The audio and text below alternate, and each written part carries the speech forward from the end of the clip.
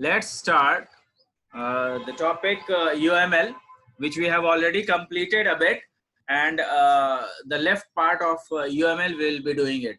Okay, so I am sharing my screen, and this is how it is. You must be able to see that we have already completed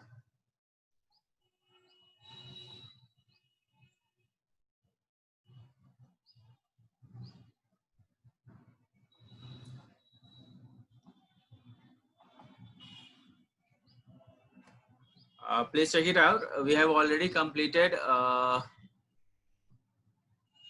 UML. What is UML? And what are use case diagrams, class diagrams, sequence diagrams, state chart diagrams, activity diagrams. All these have been completed. Are you able to visualize? Is the screen shared to each and everyone?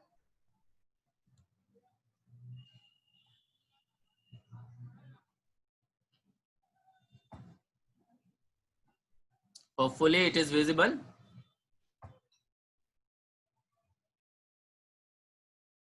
सबको दिखाई दे रहा है ना screen? Yes sir. Okay, sir थोड़ा सा zoom कीजिएगा sir. हाँ, sequence diagram हमने खत्म कर लिया था और हमने स्टेट चार्ट डायग्राम किया था कि नहीं? स्टेट चार्ट डायग्राम भी शायद हमने कर लिया था। क्या सर, एक्टिविटी भी हो गया? एक्टिविटी हो गया था सर। एक्टिविटी भी हो गया था। ओके, तो कंपोनेंट डायग्राम है। कंपोनेंट डायग्राम और डिप्लॉयमेंट डायग्राम जो है वो थोड़ा सा हम लोगों को देखना होगा। Now what is component diagram? Component diagram देखिए कि क्या होता है कि जो कंपोनेंट डायग्राम है इट इज बेसिकली डॉक्यूमेंटेशन को हम लोगों को सही रखने के लिए हम लोग इसका जनरली प्रयोग करते हैं। जैसे क्या होता है कि जो कंपोनेंट डायग्राम है उसमें जो बहुत सारे कॉम्प्लेक्स सिस्टम को हम लोग दर्शाते हैं कंपोनेंट डायग्राम से। कॉम्प्लेक्स सिस्टम तो ऐसे तो कई सारे जो डायग्राम्स हम लोगों ने पढ़ा है वो सारे के सारे कॉम्प्लेक्स सिस्टम को ही दर्शाता है, लेकिन इसमें क्या होता है कि इसमें हम लोगों का जो ब्रेक डाउन है डिफरेंट कंपोनेंट्स का, जो ब्रेक डाउन है वो हम लोग इसमें देख पाते हैं। इसको एक बार हम लोग पढ़ेंगे। देखिए कंपोनेंट डायग्राम क्या है? when dealing with the documentation of complex system, component diagrams can help in breaking down of the system into smaller components. कहने का मतलब नाम ही से ये समझ में आ जाता है कि कंपोनेंट डायग्राम जो होगा वो बेसिकली किसी सिस्टम के कंपोनेंट्स को डिफाइन करेगा। अगर कोई सिस्टम में कॉम्प्लेक्सिटी बढ़ जाती है तो वहां पे हम लोग क्या करेंगे? We will use component diagram. And how it is being used? When we are dealing with the documentation of complex system. कई बार कॉम्प्लेक्स सिस्टम के साथ जब हम लोग डील करते हैं तब क्या होता है? Component diagram helps us in breaking down the system. किसी बड़े सिस्टम को विभाजित करने में, उसके छोटे छोटे टुकड़ों में बांटने में हमारा कंपोनेंट डायग्राम हेल्पफुल होता है। सपोज कीजिए कि हम लोग जो है प्रोग्रामिंग कर रहे हैं और वो प्रोग्रामिंग जो है या कोई सॉफ्टवेयर बना रहे हैं तो उसमें बहुत सारे कंपोनेंट्स होते हैं, जैसे कि फ्रंट एंड और बैक एंड। तो फ्रंट एंड में भी डिफरेंट कुछ काम जो है वो आपका HTML पे होगा, कुछ PHP पे होगा, कुछ CSS पे होगा। तो we will have to look on what are the things, who are the engineers which are more capable in different languages. अगर मान लिया कोई HTML में अच्छा है तो उसको HTML का पार्ट करने के लिए दे देंगे। कोई जो है अगर PHP में अच्छा है उसको PHP के लिए दे देंगे। कोई CSS में अच्छा है उसको CSS में दे देंगे। तो एक पर्टिकुलर जो सॉफ्टवेयर है वो दो पार्ट में डिवाइड किया गया, पहला फ्रंट एंड और दूसरा बैक एंड। और जो फ्रंट एंड में डिवीजन हुआ है, जो फ्रंट एंड का डिवीजन है, वो फ्रंट एंड का डिवीजन किस तरीके से हुआ है? उसमें HTML अलग, PHP अलग, CSS अलग। वहीं पर अगर हम बैक एंड में जाएं तो बैक एंड में भी जो है क्या होगा? डिवीजन हो सकता है। तो उसमें डिवीजन किस तरीके का होगा? तो कोई डेटाबेस जो है, डेटाबेस, एक बंदा डेटाबेस बनाएगा, दूसरा बंदा उस डेटाबेस में नए फीचर्स लगाएगा, हो सकता है कुछ एब्स्ट्रैक्शंस वगैरह उसमें लगाया जाए। एब्स्ट्रैक्शंस कहने का मतलब हाइडिंग कैपेबिलिटीज उसमें लगाया जाए। तो इन सब के लिए अलग अलग बंदे होते हैं, अलग अलग इंजीनियर्स होते हैं which are employed for a particular task. तो ये जो टास्क होता है, ये सारे टास्क जो है वो हम लोग कैसे डिवाइड करेंगे, और ये अगर टास्क है भी तो इसको हम लोग शो कैसे करेंगे? डिवाइड तो मान लिया कि हम लोगों ने पढ़ा है कि हमारे पास सिस्टम एनालिस्ट होते हैं, and with his knowledge he can divide or he can make different components of a particular system। किसी एक सिस्टम को डिवाइड करके पर्टिकुलर डिफरेंट कंपोनेंट्स में बांट देगा, लेकिन उसको काम करने के लिए, उसको दर्शाने के लिए हम लोगों को कहीं ना कहीं अपने काम को क्लाइंट को समझाना पड़ता है। तो क्लाइंट को समझाने के लिए हम लोग क्या करते हैं? कंपोनेंट डायग्राम का इस्तेमाल करते हैं कि हमारे जो प्रोग्राम्स हैं, हमारे जो सॉफ्टवेयर है, वो किस तरीके से डिफरेंट लोगों को दिए गए हैं, या डिफरेंट लोगों को, डिफरेंट इंजीनियर्स को, एम्प्लॉयज को दिए गए हैं, ताकि वो उस पर अलग अलग टाइम में वर्क कर सकें और एक ही साथ वर्क सभी कंपोनेंट्स पे एक ही साथ वर्क हो पाए। कहने का मतलब यह है कि अगर हमें कोई काम जल्दी करना है तो अलग अलग पार्ट में काम को डिवाइड करके और सभी पार्ट पर एक ही साथ काम अगर करेंगे तो क्या होगा? हम लोगों का काम जल्दी होगा। तो इसीलिए हम लोग एक किसी भी सिस्टम को क्या करते हैं? एक कंपोनेंट्स में हम लोग डिवाइड करते हैं and we work on those components simultaneously.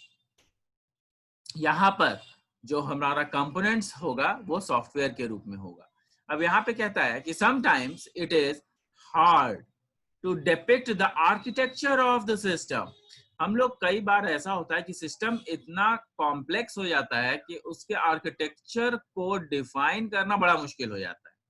जैसे एग्जांपल अगर मैं लूं तो एग्जांपल में आप देखेंगे कि आपका जो फेसबुक है, वो फेसबुक में आपका एक अलग प्रोफाइल बनता है।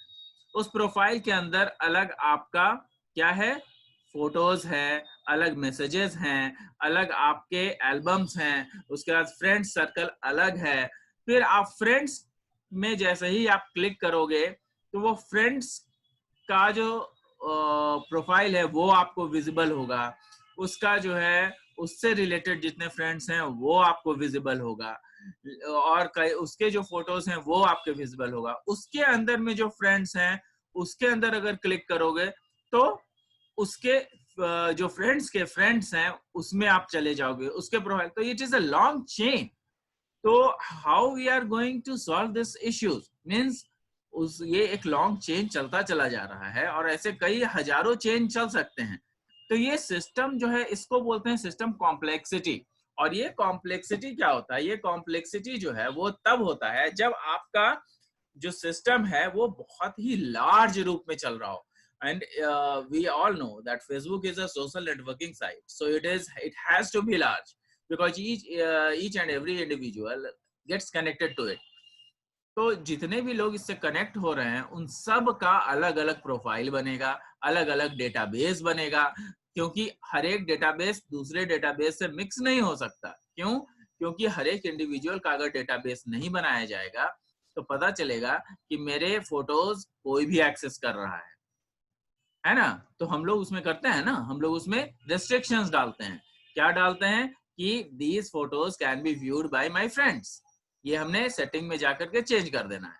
तो क्या होता है? केवल और केवल मेरे फ्रेंड्स जो हैं वो ही हमारे फोटोज वगैरह देख पाते हैं, वरना बाकी के लोग नहीं देख पाते हैं। तो these are the settings which we do. तो इसका मतलब क्या है? इसका मतलब यह है कि we have put certain constraints. Certain constraints का मतलब अवरोध। हम लोगों ने अवरोध लगा दिया। अवरोध उसे कहते हैं कि अगर मान लिया कि हम लोगों को कुछ ऐसे पर्सनल चीजें हैं जिनको कि हम सबको नहीं दिखा सकते हैं, केवल हमारे फ्रेंड्स देखें तो चलता है। तो उस केस में हम लोग क्या करते हैं कि हम लोग सेटिंग्स में जाकर के उस सेटिंग्स को ऑन कर देते हैं कि हमारे जो भी फ्रेंड सर्कल हैं केवल वही देख पाए। तो this is what a different feature, और उस पे वर्क करने के लिए एक अलग एम्प्लॉय को लगा दिया जाता है। तो ऐसे ऐसे कई सारे कंपोनेंट्स हो सकते हैं किसी भी सॉफ्टवेयर में। यहाँ पे देखिए आगे लिखता है कि architecture of the system, sometimes it is hard to depict the architecture of the system because it might encompass several departments और it might employ different technology. कहता है कि बहुत सारे डिपार्टमेंट इसमें हो सकते हैं, और ये जो है कुछ ऐसे टेक्नोलॉजी को भी लेके आता है जिससे कि हमारा जो सिस्टम है वो कॉम्प्लेक्स हो जाता है। अब फॉर एग्जांपल हमने दिया है lambda architecture is the typical example of complex architecture that can be represented using a component UML diagram. Lambda एक ऐसा आर्किटेक्चर है जिसमें कि एक कॉम्प्लेक्स आर्किटेक्चर है जो कि रिप्रेजेंट कर किया तो जा सकता है, लेकिन उसके लिए यूएमएल डायग्राम से रिप्रेजेंट करना सबसे उचित होगा। Lambda architecture is a data processing architecture. Lambda architecture है क्या? It is data processing architecture. Data processing architecture होता क्या है? डेटा प्रोसेसिंग का मतलब क्या होता है? डेटा प्रोसेसिंग का मतलब ये होता है कि जो भी आप डेटा उसमें डाल रहे हैं वो डेटा आपके डेटाबेस में जा रहा है, और जब भी आप डेटा को प्रोसेस करना चाहते हैं, मतलब जब भी आप उससे डेटा को निकालना चाहते हैं, तो वो डेटा आप रिट्रीव भी कर सकते हैं। तो this can be done in lambda architecture. Various more things are there जिसको कि हम लोगों ने अभी नहीं पढ़ा है, तो वो जो है हम लोग और भी उसमें देख सकते हैं कि क्या क्या चीज है। Lambda architecture is a data processing architecture employed by several companies. अब देखिए ये एक ऐसा आर्किटेक्चर है जिसमें कि बहुत सारे कंपनीज इसमें अपने अपने स्टोरिंग एक्टिविटी बनाते हैं, उसमें स्टोरिंग एक्टिविटी को रखते हैं, और सारे कंपनीज का उसमें डेटा स्टोर हो सकता है। अब सोचिए कि एक कंपनी में कितने सारे काम होते हैं, और वो सारा जो है लैम्बाडा में स्टोर करके रखते हैं। वही नहीं, ऐसे ऐसे कई सारे कंपनीज उसमें ऐड हो सकते हैं, तो ऑब्वियसली जो उसका सिस्टम है वो कॉम्प्लेक्स हो जाएगा। तो उसके चलते हम लोग क्या करते हैं, हम लोग कंपोनेंट डायग्राम का इस्तेमाल करते हैं। और ये कंपोनेंट डायग्राम देखिए यहाँ पे हमने शो भी किया है कि how does it work. Component diagram जो है वो क्या है, यहाँ पे देखिएगा it is made up of 3 different layers. जो कंपोनेंट डायग्राम है वो क्या है, it is made up of 3 different layers, the speed layer, the batch layer and the serving one. कहने का मतलब कि एक जो है किस तरीके से जल्दी काम करेगा वो लेयर है, दूसरा कि कितना बैच में डिवीजन है वो है, तीसरा कि कौन किस किस चीज पर वो काम करेगा वो है। तो ये तीनों चीज में जो है ये डिवीजन दर्शाता है। अब यहाँ पे देखिएगा कि जो आपका डेटा है, अगर मान लिया कोई न्यू डेटा किसी कंपनी के द्वारा आ रहा है, तो यहाँ पर से न्यू डेटा कहाँ जाएगा, वो एक स्पीड लेयर से कांटेक्ट करेगा और इधर बैच लेयर से कांटेक्ट करेगा। तो जो आपका सेकंड लेयर है वो बैच लेयर है, और स्पीड लेयर जो है वो एक डिफरेंट लेयर है जिससे कि कनेक्शन है। और ये स्पीड लेयर रियल टाइम में व्यू करेगा। रियल टाइम का मतलब समझिएगा, रियल टाइम का मतलब ये होता है कि at that instant what ever the work is being done, at that instant it is being stored. कहने का मतलब कि रियल टाइम में जो व्यू करते हैं उसका मतलब ये होता है कि जिस समय आपने काम किया उसी समय वो डेटा स्टोर हो जाता है। एग्जाम्पल, आप एटीएम में जाते हैं, एटीएम से पैसे निकालते हैं, तो आपका जो भी अमाउंट होता है वो तुरंत डिडक्ट हो करके और आपके बैंक बैलेंस को शो कर देता है कि आपके अकाउंट में अब इतने पैसे बचे हैं। 1000 रुपए थे, उसमें से 100 रुपए निकाल लिया, 200 रुपए निकाल लिया, तो अब आपके अकाउंट में 800 रुपए बच रहे हैं। ये आपका एट एन इंस्टेंट होता है। सपोज कीजिए कि अगर ये चीजें एट एन इंस्टेंट ना हो तो उससे कितनी गड़बड़ियां हो सकती है। अगर मान लिया कि आप एटीएम में गए, 1000 रुपए है और उसमें से 500 रुपए आपने निकाल लिया और फिर भी आपके अकाउंट में ये शो कर रहा है कि 1000 ही है और उसमें अपडेशन में टाइम लग रहा है, तब तक आप दूसरे एटीएम में जाकर के फिर से 1000 रुपए निकाल लिए, तो बैंक का घाटा हो गया ना। तो उसमें क्या होगा कि bank will have a loss. तो इस लॉस से बचने के लिए हम लोगों के पास ये डेटा होना बहुत जरूरी है कि जो हमारा डेटा हो है वो स्पीडी हो। स्पीडी कहने का मतलब क्या होता है, तुरंत आपका डेटा जो है वो अपडेट कर लिया जाए, रियल टाइम पे अपडेट कर लिया जाए। तो ऐसा होता है कि आप जो है डेटा उसी टाइम पे अपडेट कर देते हो, so that there is no problem in having the account details at the same time. तो उसमें किसी भी अकाउंट का डिटेल जो है उसी समय अपडेट होने से किसी को कोई प्रॉब्लम नहीं होती है and the things runs smoothly. तो ये जो आपका बैच लेयर है, इसमें क्या हो गया, न्यू डेटा आया, एक बैच लेयर में गया जो कि आपका डेटाबेस है। और इस डेटाबेस में जाने के लिए डेटाबेस में तो गया ही, और वो स्पीडी लेयर को लेते हुए आपके जितने क्वेरीज हैं, जैसे कि आपने पैसे निकाले, वो क्वेरीज यहाँ सॉल्व हो रहे हैं और वो सॉल्व करने के बाद तुरंत वो सर्वर को अपडेट कर रहे हैं कि भाई अब हमारे पास इतने ही पैसे बचे हैं। यहाँ पे अपडेशन भी साथ साथ चलता जा रहा है। तो वो सारे बैच जो हैं वो कनेक्शन कर रहे हैं क्वेरीज के साथ। हमने जो क्वेरी किया था कि भाई हमारे अकाउंट से पैसे निकालने हैं, तो वो क्वेरी है, तो वो क्वेरी जो है यहीं पे सॉल्व हो रहा है। डिफरेंट कंपनीज की बात करें तो different companies new data post करते हैं और वो जो न्यू डेटा है वो क्या होता है, वो आपके स्पीड लेयर यानी कि रियल टाइम व्यू के साथ क्वेरी करता है और उसके जो न्यू डेटा हैं वो जाकर के अपडेटेड होते रहते हैं डिफरेंट कंपनीज के। अब यहाँ पे जो न्यू डेटा है, this can B from various companies eight the same time. कई सारे कंपनीज के जो डेटा है वो एक ही साथ एक ही डेटाबेस में काम किए जा सकते हैं।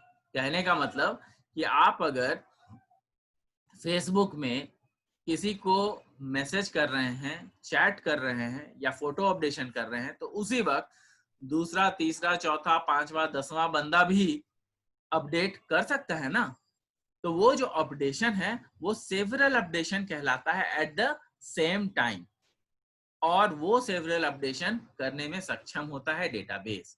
तो ये डेटाबेस का एक अनूठा और बहुत इंपॉर्टेंट फीचर है जिसके कारण हम लोग इस चीज को कर पाते हैं। मतलब जो आपका कंपोनेंट डायग्राम है यहाँ पे, वो आपको दिखा पाता है कि ये हमारा बैच लेयर है, ये हमारा सर्वर लेयर है और ये हमारा स्पीड लेयर है।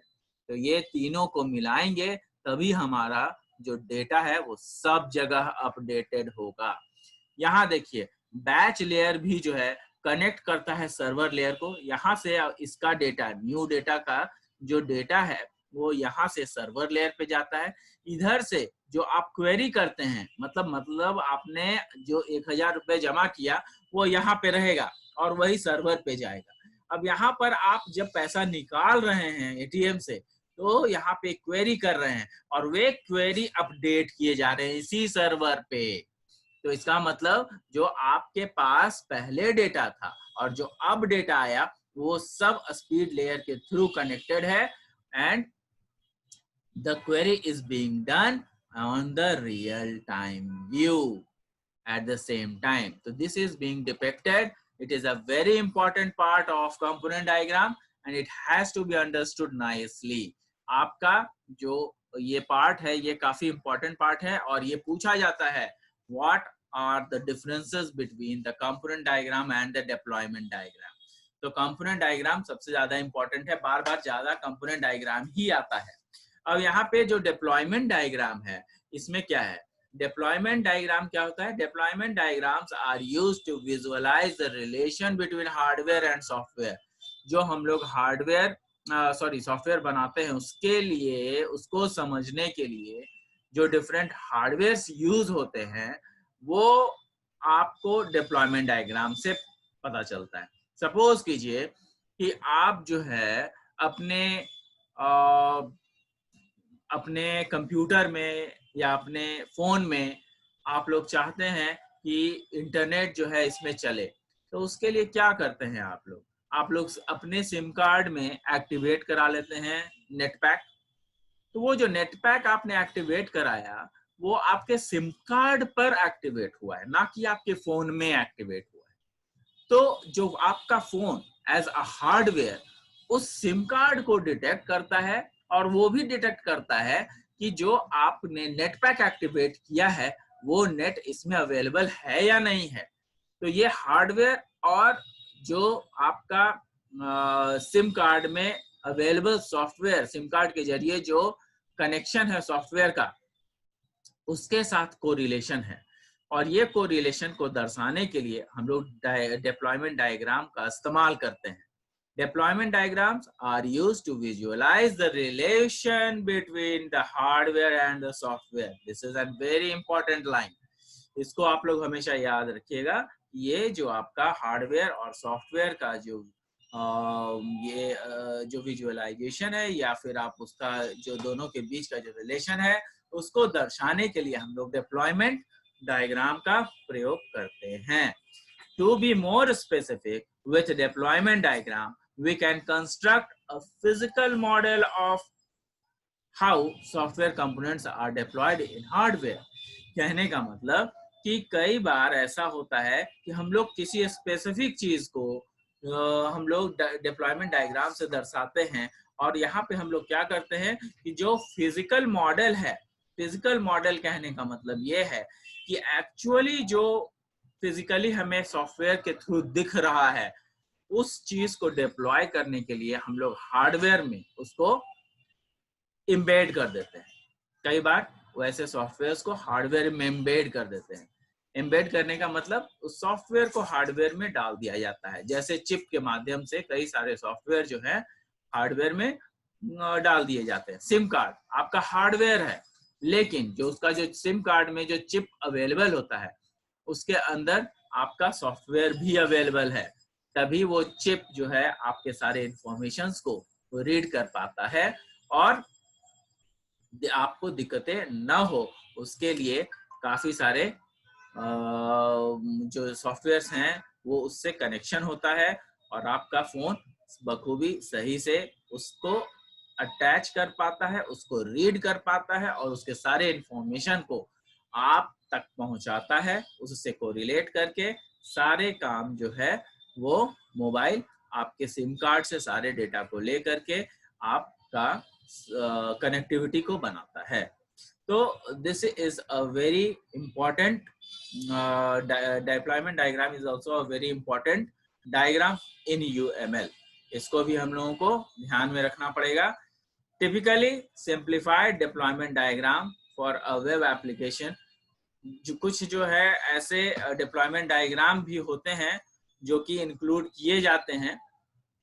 तो ये डिप्लॉयमेंट डायग्राम का कुछ मैं फोटोज वगैरह आपको भेज दूंगा नेक्स्ट क्लास में से पहले, मतलब हो सकता है मैं आज या कल में डिप्लॉयमेंट डायग्राम के कुछ फोटोज मैं भेज दूंगा, जो जिससे आपको समझ में आ जाएगा कि कंपोनेंट डायग्राम और डिप्लॉयमेंट डायग्राम में अंतर क्या है। कंपोनेंट डायग्राम बिल्कुल ही अलग है और डिप्लॉयमेंट डायग्राम भी बिल्कुल अलग है। डिप्लॉयमेंट डायग्राम हार्डवेयर और सॉफ्टवेयर के बीच के जो रिलेशंस है उसको दर्शाता है, जबकि कंपोनेंट डायग्राम किसी एक पर्टिकुलर सॉफ्टवेयर के अंदर जितने कंपोनेंट्स होते हैं उसको दर्शाने के लिए हम लोग कंपोनेंट डायग्राम का इस्तेमाल करते हैं।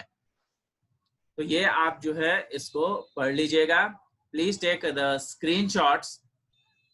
और इसको जो है हम लोग यहाँ पर ये UML खत्म हो जाता है। इसके बाद इस UML में और कुछ है नहीं। तो we have already done the different parts of UML। Unified modelling language में हम लोगों ने सब कुछ कर लिया है। Use case diagram, class diagram, sequence diagram, state chart diagram, activity diagram, ये सब हम लोगों ने कर लिया है। इससे काफी क्वेश्चंस आते हैं, कम से कम it will have a 4-mark question and a 6-mark question that is equivalent to 10 marks question. So you should be ready for it and you should finish all the things which have been stated to you. So thank you. Thanks a lot. We'll meet in the next class. I'm sharing. Thank you. Sir PDF send कर दीजिएगा। Okay.